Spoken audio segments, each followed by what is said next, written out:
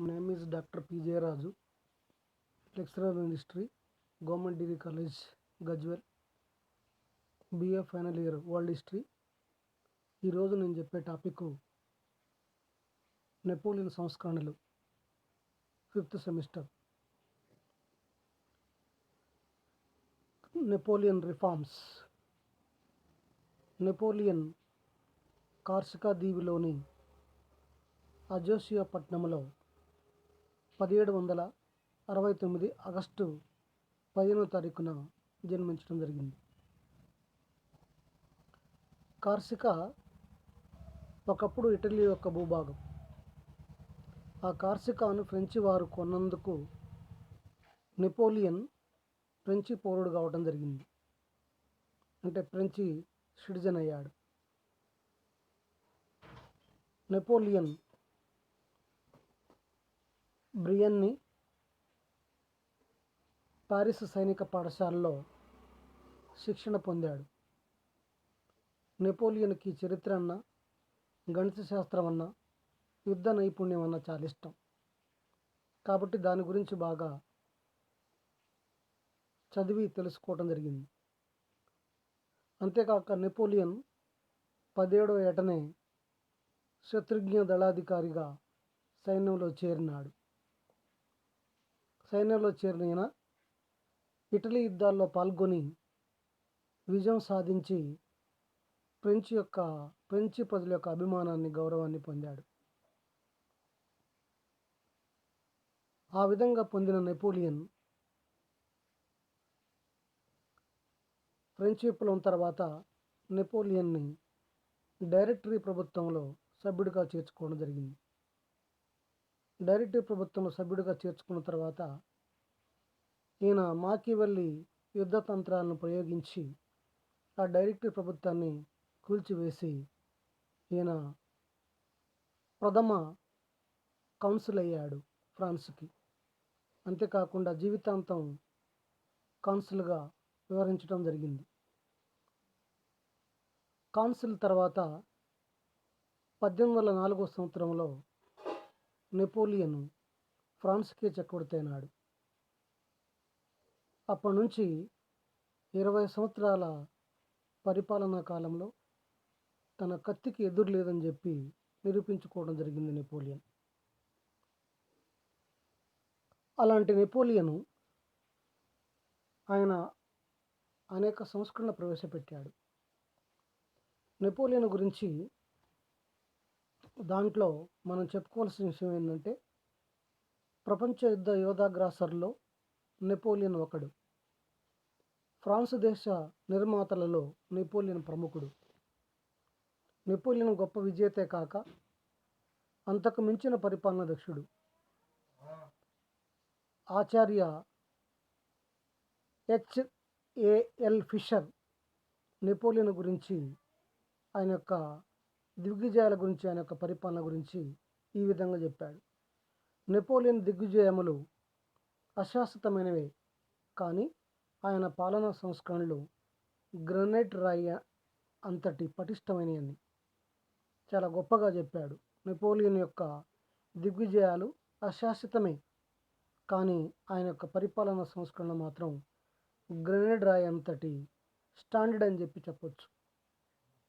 If the conquest of Napoleon were ephemeral, his civilian work in France was built upon granite. Fisher చెప్పిన మాట ఇది. కాబట్టి అందుకోసమనే ఆయన పరిపాలన జీవితాంతం ఫ్రాన్స్లో నిలిచాయని, ఆయన పరిపాలన విధానాన్ని ఫ్రాన్సు ఇప్పుడు కూడా కొంత అనుసరిస్తుందని చెప్పి చెప్పడం జరుగుతూ ఉంది. ఏదైనా ఫ్రాన్స్లో ప్రవేశపెట్టిన సంస్కరణలు ఏవైతే ఉన్నాయో అది నెపోలియన్ యొక్క బూస్టింగ్ అని చెప్పాలి. ఇకపోతే 1802 సంవత్సరంలో ఇంగ్లాండ్తో నెపోలియన్ ఎమియన్స్ సంధి చేసుకొని ఫ్రాన్స్కు విదేశీ దండయాత్ర నుంచి రక్షణను చేకూర్చాడు.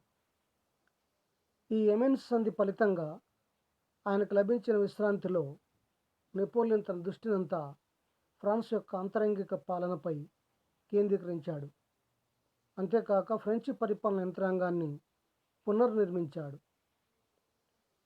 అందుకే నెపోలియన్ అప్పుడప్పుడు అంటుంటాడు, నెపోలియన్ తాను విప్లవ పుత్రుడని, అంటే the child of the revolution అని. నేను విప్లవ పుత్రుడిని, ఫ్రెంచ్ విప్లవం యొక్క కన్నబిడ్డనని చెప్పి చెప్పుకుంటూ ఉంటాడు. కాబట్టి ఫ్రెంచ్ విప్లవం వలన ప్రజలకు తగిలిన గాయాలను మార్చటానికి ఫ్రాన్స్లో నెపోలియన్ ఒక సమర్థవంతమైన పరిపాలన వ్యవస్థను ప్రవేశపెట్టాడు. అంటే ఫ్రెంచ్ విప్లవ ఫలితాలని ఫ్రాన్స్ ప్రజలకు అందియాలని, ఒక గొప్ప బాధ్యతాయుత పరిపాలనని, రాజ్యాంగబద్ధమైన పరిపాలనని ఫ్రాన్స్కి అందియాలని చెప్పి నెపోలియన్ ప్రయత్నించాడు. అలాంటి నెపోలియన్ ఫ్రాన్స్ ప్రజలకు ఏం కావాలన్నది గ్రహించాడు. ఫ్రెంచ్ ప్రజలకు అవసరమైంది సమానత్వం, అంతేకాని స్వేచ్ఛ కాదని చెప్పాడు. The France wanted equality but not freedom అని నెపోలియన్ ఆయన అభిప్రాయపడ్డాడు. కానీ రాజకీయ రంగంలో నెపోలియన్ స్థాపించింది నిరంకుశత్వం అని చెప్పాలి.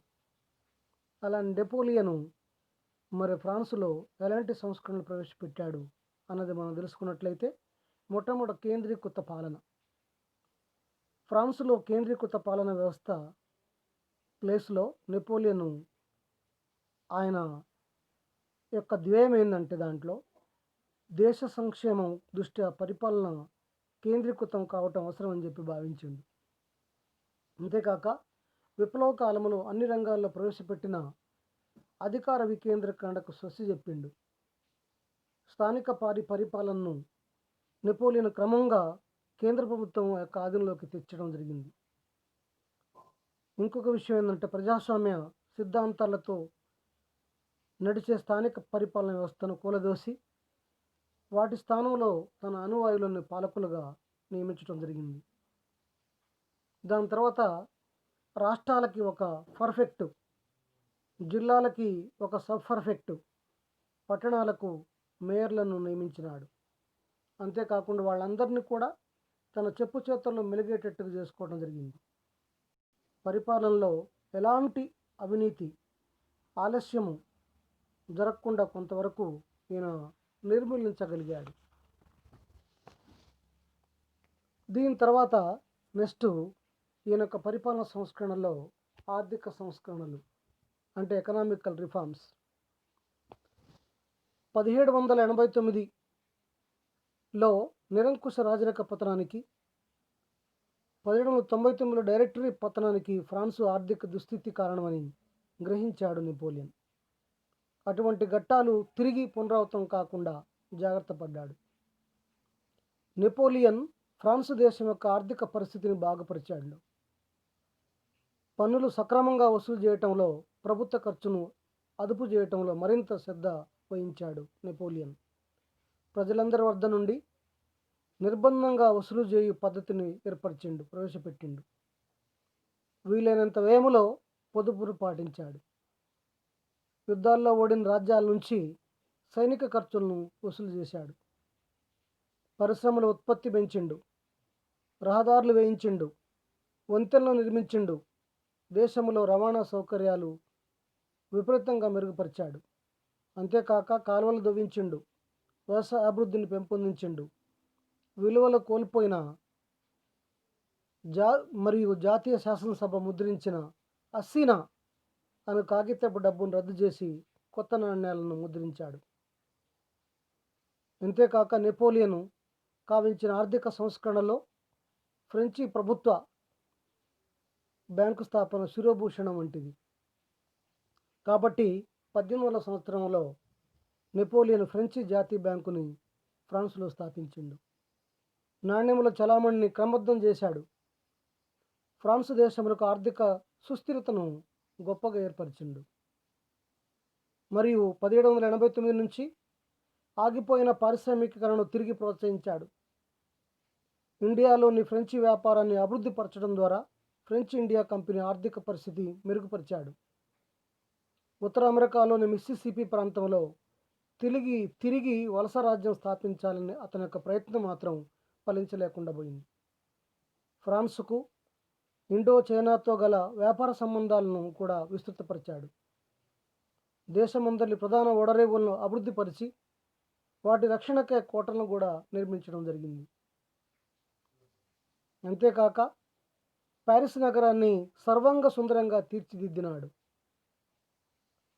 అప్పటి పురాతన రాజభవనాలైన ఫాంటెన్బ్లూ, సెంట్ క్లాడ్, ట్యులరిస్ యొక్క భవనాలను, అనేక కళాఖండాలను దాంట్లో క్రోడీకరించి వర్సే రాజప్రసాదంతో, అంటే ఇది ఫ్రాన్స్ యొక్క ప్రాచీన రాజధాని వర్సే రాజప్రసాదంతో పోటీ పడేట్టుగా సర్వాంగ సుందరంగా తీర్చిదిద్దాడు. ఫ్రెంచ్ ప్రజల యొక్క మన్ననల్ని పొందినాడు.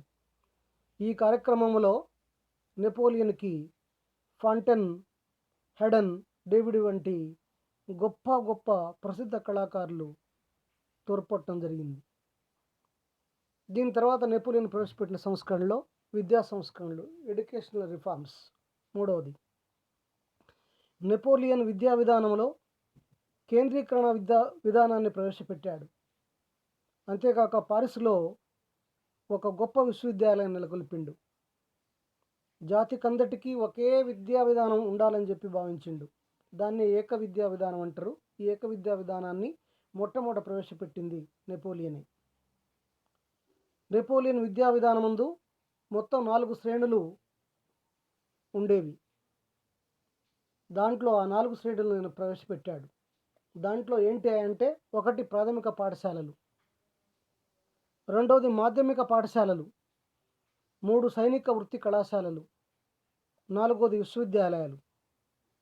అంతేకాక ప్రతి గ్రామంలోనూ ప్రాథమిక పాఠశాలను నెలకొల్పాడు. వీటన్నిటినీ స్థానిక ప్రభుత్వ అధీనంలోకి తీసుకొని రావటం జరిగింది. ఇంకో ముఖ్య విషయం ఏమిటంటే, స్త్రీ విద్యలో కూడా అతడు మరింత శ్రద్ధ వహించాడు. ధర్మశీలురుగా, ఆదర్శ గృహిణీలుగా వారిని తీర్చిదిద్దటంలో స్త్రీ విద్య అవసరమన్నాడు. వ్యాకరణము, తర్కము, తర్కశాస్త్రము మొదలగున్నవి బోధించబడేవి. చరిత్ర, రాజనీతి శాస్త్రాలను కొంత నిరుత్సపరిచాడు. మొట్టమొదటి చరిత్ర అంటే ఇష్టమే, కానీ చరిత్ర, రాజనీతి శాస్త్రాలని తర్వాత కాలంలో ఈయన వ్యతిరేకించాడు, నిరుత్సపరిచాడు. ఎందుకు ఆ విధంగా చేశాడు అనంటే, చరిత్ర, రాజనీతి శాస్త్రం చదివి విప్లవ కార్యకలాపాల వల్ల విద్యార్థులు ఉచ్ఛేదితులై ప్రభుత్వం పైన వ్యతిరేకత ప్రకటిస్తాడని చెప్పి అతని భయం. అందుకోసం చరిత్ర, రాజనీతి శాస్త్రాలని ఆయన నిరుత్సపరిచాడు. అంతేకాక వార్తాపత్రికలకు రంగస్థలానికి స్వతంత్రం ఇవ్వక వాటిని అదుపులో ఉంచడానికి నెపోలియన్ ప్రయత్నించాడు. ఇంకొకటి విషయం ఏంటంటే, ఎమిగ్రెస్ ప్రభువులను క్షమించి నెపోలియన్ వారిని ఫ్రాన్స్కు ఆహ్వానించాడు. ఫ్రాన్స్ విప్లవం తర్వాత ఎమిగ్రెస్ ప్రభువులు ఫ్రాన్స్ను విడిచి వెళ్ళారు. వెళ్ళిన ఎమిగ్రెస్ ప్రభువుల్ని ఈయన క్షమించి నెపోలియన్ వారిని ఫ్రాన్స్కు ఆహ్వానించడం జరిగింది. అంతేకాక నెపోలియన్ ఫ్రాన్స్లో ఒక విశిష్ట వర్గాన్ని ఏర్పరిచాడు. దాన్ని ఇంగ్లీష్లో లెజియన్ హానర్ అని చెప్పి అంటారు. అంటే విశిష్ట వర్గం అంటే మేధావి వర్గం అని చెప్పి అంటారు. కాబట్టి ఈ యొక్క విశిష్ట వర్గాన్ని ఏర్పాటు చేసి దీంట్లో మేధావులను గౌరవించే పద్ధతిని ఏర్పరిచాడు. అంతేకాక గణిత, భౌతిక శాస్త్రములను, సారస్వత కళలను ప్రోత్సహించుటకు ఫ్రాన్స్లో ఒక ఇన్స్టిట్యూషను నెలకొల్పడం జరిగింది. విద్యా సంస్థలందు బైబిల్ బోధనను నిర్బంధంగా ప్రవేశపెట్టాడు. అంతేకాకుండా బైబిల్ బోధన యందు శిక్షణ కూడా ఇప్పించడం జరిగింది. ఇంకోటి ఏంటంటే, నైతిక సూత్రాలను బోధించవలసిందని చెప్పి ఆదేశించాడు. మోరల్ వాల్యూస్ అనేది ఫ్రెంచ్ ప్రజలకు అవసరం. దాని వలన వాళ్ళకి పూర్తిగా అవగాహన వస్తుందనే ఉద్దేశంతో, అర్థం చేసుకుంటారనే ఉద్దేశంతో ఆ నైతిక సూత్రాలని ఫ్రాన్స్లో బోధింపజేశాడు. ఇది విద్యా సంస్కరణలో. ఇకపోతే నెపోలియన్ ప్రవేశపెట్టిన సంస్కరణల్లో చర్చితో అంగీకారం, దీన్ని పరమత స్థానం అంటారు. 1802వ సంవత్సరంలో కాంకరన్ లిస్ట్ అంటే కాంకరండ్ ట్రీటీ అని చెప్పి అంటారు. ఫ్రెంచ్ విప్లవ కాలంలో చర్చి విప్లవానికి బద్ధశత్రువుగా ఉండింది. ప్రజలకు మతం ఉండాలి కానీ అది విప్లవానికి పూర్వస్థితిలో కాక ప్రభుత్వానికి ప్రజలకు లోబడేట్టుగా ఉండాలని చెప్పి నెపోలియన్ అభిప్రాయపడ్డాడు. The people must have a religion and the religion must be in the hands of the government అని చెప్పాడు. The people must have a religion and the religion must be in the hands of the government అని చెప్పి Napoleon చెప్పాడు. అంతేకాక విప్లవకారులు church యొక్క ఆస్తులను వశపరుచుకున్నారు. అందు విప్లవకారులు విచ్ఛేదితమైన క్యాథలిక్ చర్చిని పునఃస్థాపన చేయాలని చెప్పి అనుకున్న ఈయన నెపోలియన్ పోపు 7వ పయస్తోని 1802 సంవత్సరంలో కాంక్రండ్ సంధి చేసుకోవడం జరిగింది. ఏంటి కాంక్రండ్ సంధి యొక్క షరతులు అంటే 5 ఉన్నాయి. దాంట్లో ఒకటి, క్యాథలిక్ మతం అధికార మతం చేయబడింది. రెండోది, నెపోలియన్ అనుమతి లేనిదే పోపు మత సమావేశాలను జరపరాదు. మూడోది, చర్చి యొక్క ఆస్తులను ప్రభుత్వం యొక్క ఆధీనంలోకి ఉంచవలే. నాలుగోది, నెపోలియన్ అనుమతి లేనిదే పోపు శ్రీముఖాలను జారీ చేయడానికి వీల్లేదు. 5, క్యాథలిక్ మతమే దేశమతమైనప్పటికీ ప్రొటెస్టెంట్ శాఖలను లూథరిస్టులు, కాల్వినిస్టులు అంటే యూజినార్డ్స్ కాక యూదులకు కూడా మత స్వేచ్ఛనిచ్చాడు. వారు కూడా క్యాథలిక్ వలె ప్రభుత్వానికి లోబడి ఉండాలి. ఈ విధానంలో ఫ్రాన్స్లో 1905 సంవత్సరం వరకు కొనసాగిందని చెప్పాలి. So Napoleon was the communal harmony person in France. పరమత సహనాన్ని నెపోలియన్ చాటాడని చెప్పాలి.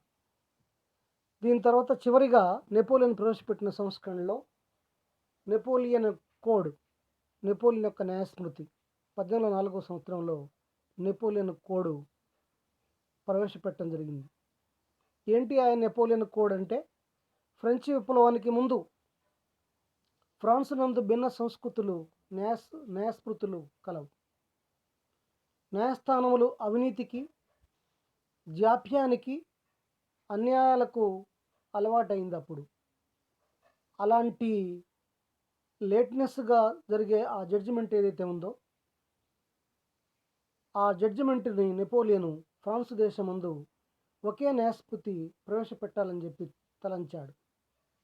అందుకనే న్యాయాన్ని త్వరితంగా, నిష్పక్షపాతంగా, సులభంగా ప్రజలకు అందించేట్టుకు ఒక న్యాయ కమిషన్ని ఏర్పాటు చేశాడు. అంటే all are equal before law, చట్టం దృష్టిలో అందరూ కూడా సమానమే ఉండాలని చెప్పి నెపోలియన్ ఒక న్యాయ కమిషన్ని ఫ్రాన్స్లో ఏర్పాటు చేశాడు. ఈ కమిషన్లో తాను కూడా పాల్గొని న్యాయస్మృతులు రూపకల్పనలో అవిరళంగా కృషి చేశాడు, అనేక సలహాలు ఇచ్చాడని చెప్పాలి. ఇంకొక విషయం ఏంటంటే, దేశంలోని వివిధ న్యాయస్మృతులను కమిషన్ ద్వారా క్రోడీకరించి ప్రజలకు అనుకూలంగా అర్థమయ్యేలా civil code, civil procedure code, criminal procedure code, వ్యాపార న్యాయస్మృతులు అను 5 భాగాలుగా విభజించడం జరిగింది. ఈ విధంగా క్రోడీకరించిన న్యాయశాస్త్రాన్ని మొత్తం కలిపి నెపోలియన్ కోడ్ అని చెప్పి అంటారు. దీనివలన నెపోలియన్కు గొప్ప పేరు ప్రఖ్యాతులు వచ్చాయి. సామాన్య ప్రజలకు కూడా సమాన న్యాయం అందింది. అందుకోసమనే నెపోలియన్ని ఫ్రెంచ్ ప్రజలు 2వ జస్టీనియన్గా పిలుస్తారు.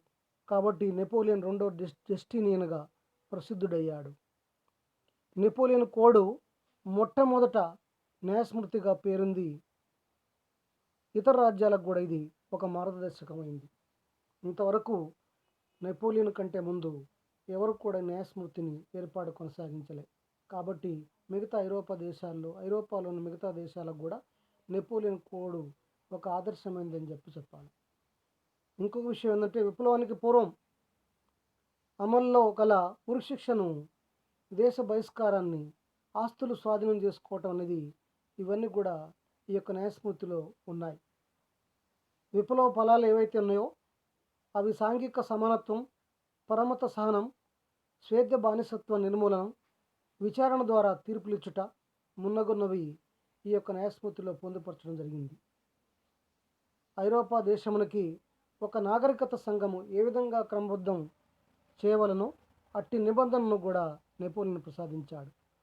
ఈ న్యాయస్మృతి గురించి ఆచార్య ప్రిషర్ ఏమని శ్లాఘించాడంటే, law code is clear and it is in compact shape they presented to Europe the rules which should govern a civilized society అని చెప్పి ఆయన నెపోలియన్ని శ్లాఘించాడు ఈ యొక్క నెపోలియన్ కోడ్లో. చివరిగా మనం చెప్పుకునే విషయం ఏంటంటే, ఇక్కడ కన్క్లూజన్, ఫ్రాన్స్ దేశానికి పాలనా వ్యవస్థను ప్రసాదించడంలో విప్లవ వారసుడిగా, విప్లవ వ్యతిరేక వ్యక్తిగా వెళ్ళిపోయాడు. అంతేకాకుండా విప్లవ వారసుడు విప్లవ భావాలైన సాంఘిక అసమానత్వం నెలకొల్పాడు.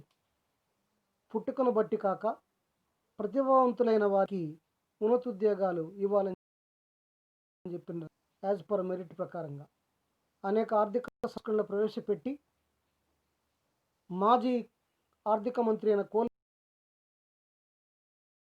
చేశాడు. విప్లవం వల్ల అశాంతి అలజడులతో అనేక ఇక్కట్ల పాలైన ప్రజలకు శాంతి భద్రతలు ప్రసాదించాడు. అందుకే నెపోలియన్ మాటి మాటికి ఆయన అంటున్న మాట ఏంటంటే, నేను విప్లవం కన్నాను, ఫ్రెంచ్ విప్లవం తర్వాత ఆ ఫ్రెంచ్ విప్లవ ఫలాలని ఫ్రాన్స్ ప్రజలకు అందించింది మొట్టమొదట నేనే, కాబట్టి that credits goes to me అని చెప్పడమే కాకుండా నేను విప్లవం కన్నా బిడ్డను, ఐఎమ్ ద రెవల్యూషన్ అని చెప్పి నెపోలియన్ తరచుగా చెప్పుకునేవాడు. నిజానికి విప్లవమే అయితే నెపోలియన్ ఒక అనామక సైనిక ఉద్యోగిగా జీవితం ముగిసేది.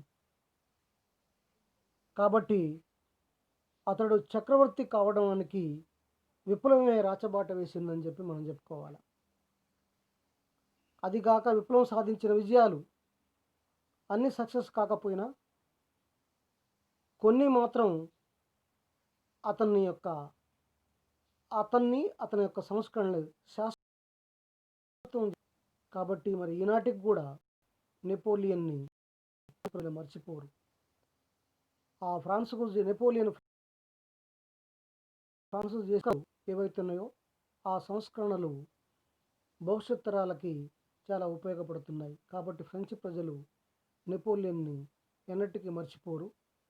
ఆ నెపోలియన్ ఆయన రాజకీయ సంస్కరణలు అంత గొప్పగా లేకపోయినా పరిపాలనా సంస్కరణలు మాత్రం నెపోలియన్ కాలం ఉన్నంత వరకు ఆ తర్వాత భవిష్యత్ తరాలకు కూడా ఉపయోగపడతాయి. అందుకనే నెపోలియన్ ఫ్రాన్స్ దేశ చరిత్రలో చిరస్మరణీయుడిగా నిలిచిపోయాడు. కాబట్టి ఆయన నెపోలియన్ అజరామరుడు అని చెప్పాలి. Thank you very much.